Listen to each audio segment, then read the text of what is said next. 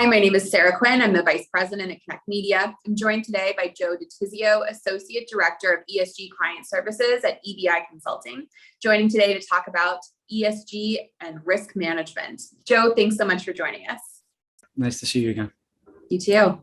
So we're chatting about risk management today, and among new clients, I would love to know what the general level of awareness and understanding is for the long-term risks facing commercial properties and how you work to educate or inform your clients as we're talking about risk management. Sure, great question. So when looking at awareness and understanding of risk, it's always different on a client-to-client basis, right? And it's not something that one certain sector of client has a better advantage or understanding of over another.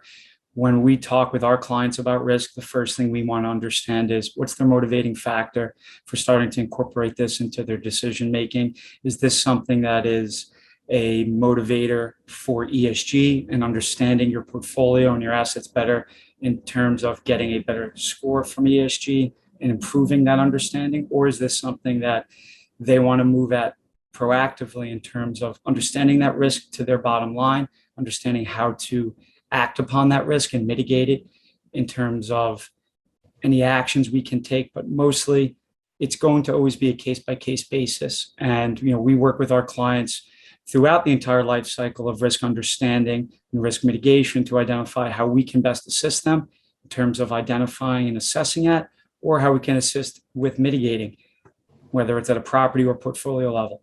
Once you've done that client education, how are you helping to identify and quantify the risks? And do the clients have a clearer understanding of what they need to do in order to take action? Sure. So as you were saying, the first step is identifying and quantifying the risk, right? So we have a few different options that we perform almost on a daily basis now in terms of the level of detail and depth of that risk at the site level, as well as the portfolio level, and that is nationally. So the first step is to assess that risk, understand and internalize where action needs to be taken. And throughout the rest of this process with the EBI risk team, we are able to recommend, again, assessments with third-party mitigation measures and other options for the client to start to implement into their decision-making to reduce that risk, protect the portfolio, and at the end of the day, protect their operating income. Risk management has been a long-standing part of environmental assessments and the way that we approach all commercial properties. But it seems as though ESG is, as a trend and something that's really been, dialed in on the commercial real estate world, has pushed risk assessment further. Can you talk a little bit about how that's shaping what clients are doing? Absolutely. So, at EBI, we value, obviously, our due diligence services and understanding risk, whether it's at the site level, right? Environmental site assessments we've been performing for over 30 years. Everyone accounts for that within their due diligence in either A, acquisitions, or B, their existing portfolio. The second level is the property risk, right? And that's why people engage for property conditions reports or property conditions assessments during due diligence for new acquisitions. But what we've seen and how most of our clients are and how they're operating is there's a third arm to that, which is climate risk and understanding the physical climate risks today and due to climate change that will impact that asset. And if that needs to be something they need to improve upon or mitigate, right? So we look at, when we talk due diligence and acquisitions, this has a three-headed monster nowadays. Instead of 5, 6, even 7 years ago, we might be singularly performing the property conditions and site assessments for environmental, but now we are strongly recommending and actively performing that third portion of it, which is what we're talking about today, right? The physical risk to those assets. And of course, internalizing those actionable steps as to, over the long or short-term hold period for our clients, what needs to be addressed. And again, quantifying exactly how that's going to impact them and for budgetary allocations and things along those lines. So ESG goals have led clients to be more proactive with their risk management? Yes, I would say that ESG is, behaving as a forcing mechanism here where clients, before ESG became such a hot topic, were potentially looking at things like this, right? Is there anything pertaining to flood, seismic, wildfire going to impact our site? And is there anything there that we need to account for? Now with ESG, almost mandating it, right? Depending on which framework you're reporting to, or of course, with everything we've heard with the SEC and aligning with TCFD and expecting that type of disclosure, it is now becoming extremely more prominent.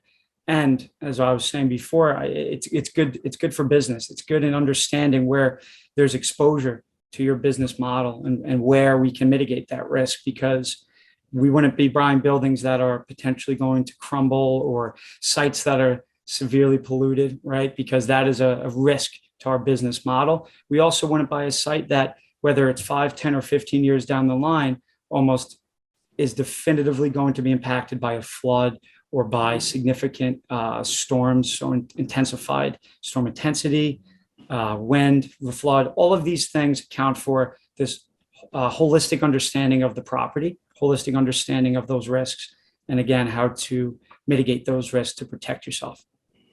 Can clients be doing their own risk mitigation in-house, or is it something that has to be outsourced to a company like you? So in terms of physical risk due to climate change, right? Again, those stressors that I keep mentioning, like seismic, wildfire, flooding, those can be internalized. There are data aggregators and data aggregation companies such as EBI that we can provide back just results. Here's your understanding of risk. Here's your level of risk. But from my recommendation and from our experience with our clients, there's still that integral understanding that what do we do with that risk?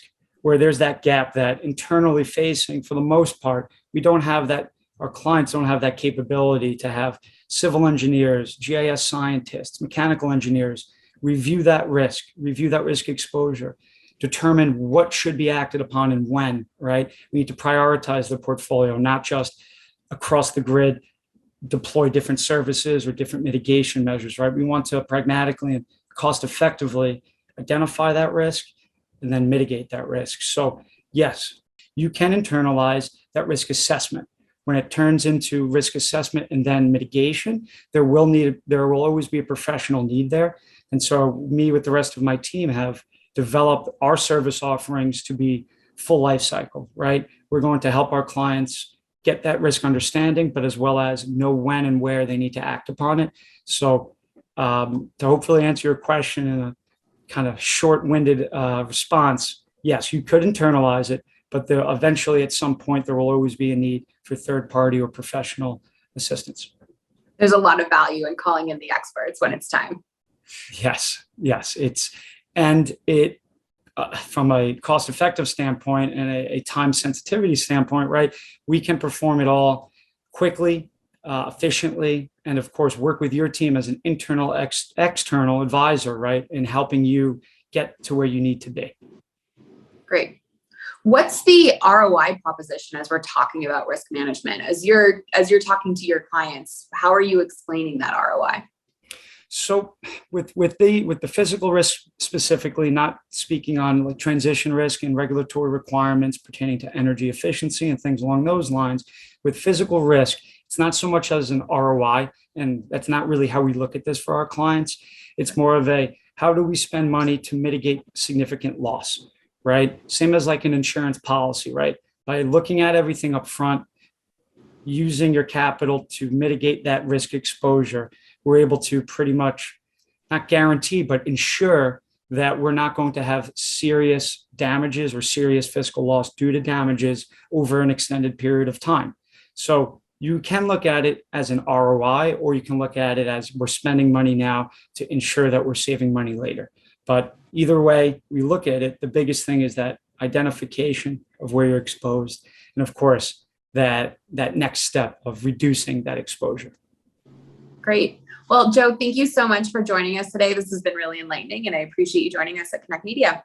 Thanks, Sarah. It was great talking to you again. You too.